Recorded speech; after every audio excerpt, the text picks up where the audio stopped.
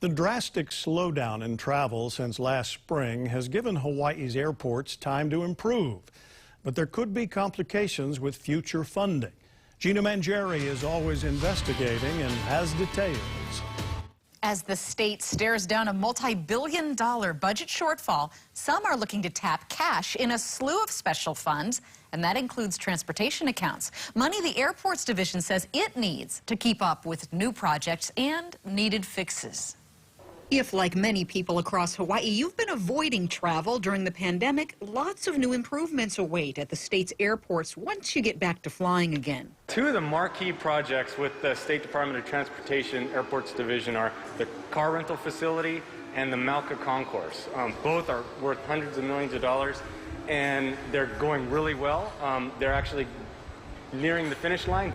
With passenger counts dropping last year to more than 90% below normal, everyone from construction to maintenance crews turned that downtime into their go time. And not only the construction too, but just the janitors have been doing a phenomenal job continually sanitizing and cleaning the airport and the facilities, all those common touch points like doorknobs and elevators and handrails, elevator buttons and things like that. It's still a bit of a ghost town retail-wise. Some food vendors have reopened. A handful of stores turn on the lights when enough landings are expected. That's also caused a dip in percent rents. It is not like the state can force an airport concession to open, right? The retail is going to come back last. Restrooms are a common complaint. We even heard from viewers who found no soap while traveling during COVID. We did see soap on spot checks, but still lots of the usual broken stalls. The state says bathrooms are getting a do-over. The restrooms were an area that certainly needed to be spruced up, and that is something that is happening statewide. Every restroom here at H&L is getting worked on as we speak. It's not just at H&L. Kahului has a new terminal project, and a federal inspection station is underway at Kona. So how are they paying for all of this with passenger counts and landing fees down? One of the things they did was they refinanced some of the bonds that they have had in the past at a lower interest rate. That alone has saved $100 million over the next 2 years.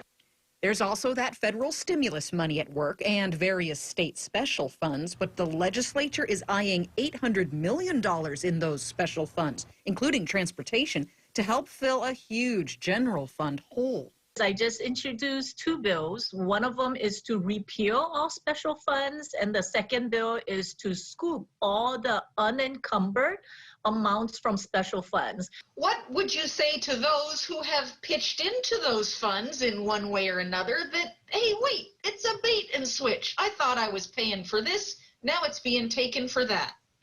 Right.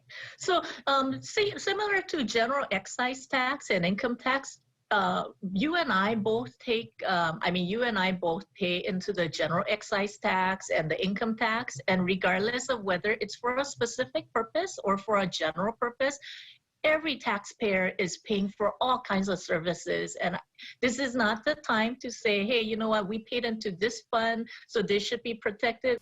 DOT hopes the dollars can stay with the department. Those funds are critical to stay with the Department of Transportation, to continue to work on those projects and construction, to keep stimulating the economy, and to keep the people at work.